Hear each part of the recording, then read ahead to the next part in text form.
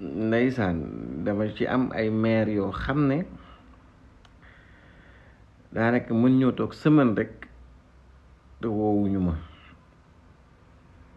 waaw ñu wootee wax ne kat wax seen exprimer seen njàqare ak seen tiitaange ndax ñoom bi ñu xoolee situation bi xool ko ñoom kët ci li ñu wax nee naan président bi fi ne capable na lu ne ba tax ñoom njàqare gi ñuy am mooy maanaam dinañ téye Ousmane Sonko dinañ ko créer ay dossier dinañ ko lii dinañ ko laa déet tout samay wax nag ñoom ñooy wax dama leen di wax li nga xam ne mooy seen njàqare ak seen tiit jàpp na rek ñii fi ne capable nan lu ne te li ko waral li indi njàqare googu mooy bu ñu nee ba gis le frère du président toog di théoriser Ousmane Sonko du bokk ci ay élection du bokk tañ dépassé question boobu xam nañ ne dara mëntu koo teree bokk ci élection fii ci Sénégal xanaa mu bañ ko mu bañ a bokk ma bëgg wax rek maire yooyu ak paa yooyu rassuré leen misaal bu ndaw gaynde daal làqartiku bopp koñ bi rek dajeeg mbaam na ko poñe rab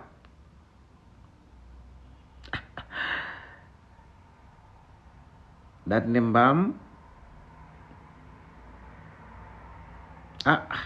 boo ma waxee ñett dëgg yu incontestable ma bala nga dem mbaam na ko waaw ñetti dëgg ba ma ko waxee rek ma bala nga dem mbaam na ko d'accord mbaam na ko premièrement bu ma xamoon ne fii ngay jaar kët man duma fi jaar muy dëgg bu wér kenn gaynde na ko waaw loolu dëgg la beneen bi lu mu mbaam na ko xam naa ne xiifoo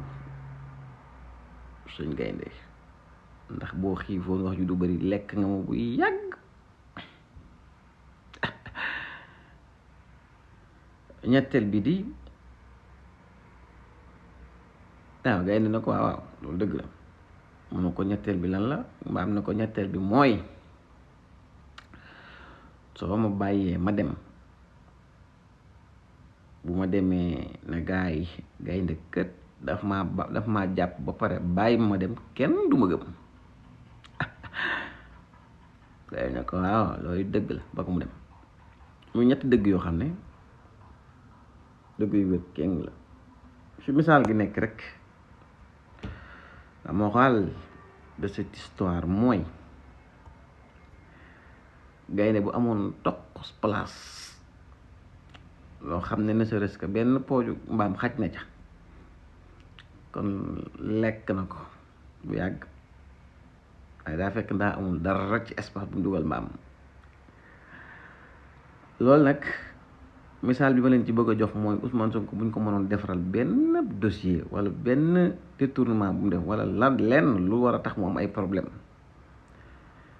Macky Sall la leen gënoon a légitime fuuf pour def ko waaye ba tey rek bu amoon lenn luñ ko mën a toppi wala lenn luñ mën a teg ci moom comme gàllankoor ba du bokk ci élection maanaam kon fii ba nii fii may wax ak yow nii loolu mooy richesse bi gën a ngande bu waa parti boobu bi kiiraay mën a am ak état bu Sénégal gouvernement bii fi ne pour teg ko ci loo sa Ousmane Sonko parce que il faut le rappeler Ousmane Sonko nekk ku fi di xeex ak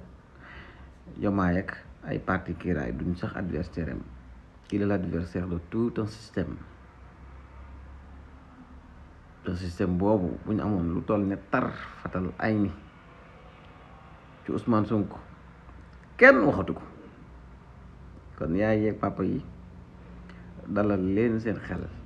parce que amul benn problème en ce moment benn Ousmane Sonko amul lenn lu ko mën a gàllankoor ci ay élection en ce moment li ñuy def rek mooy 2029 soreetul mooy durée de vie wu système bi 2029 la yem loolu man maa leen koy rassuré c'est la 2029 ñoom ñëpp ay dégagé ñu jël réew mi teg ko ci loxo yi nga xam ne ñëpp xam na ne bu ci tegoo réew mi normal réew mi baax ba faaw sàcc dootu am détournement dootu am foowee askan wi ak seen alal dootu am yii nit ñi nekk di ko def ñàkk liggéey bi ministre yi nekk ñàkk liggéey bi yenn directeurs yi nekk procrastination bi def lu la neex li puukareewu gi yëpp ay dakk waaw kon dalal leen seen xel lii ñuy def rek jaayum carte mi mobilisation yeeg askan wi ni ñu dëgmale Ousmane Sonko mooy def effet fu ñuy làmbatu fu ne di wax lu ne pour teyal seen xel pour ragal loo leen waaye dara du xew jàmm képp mooy xew ci réew mi ba 2029 ñu dégager leen indi Ousmane Sonko incha allah dalal leen xel yi rek.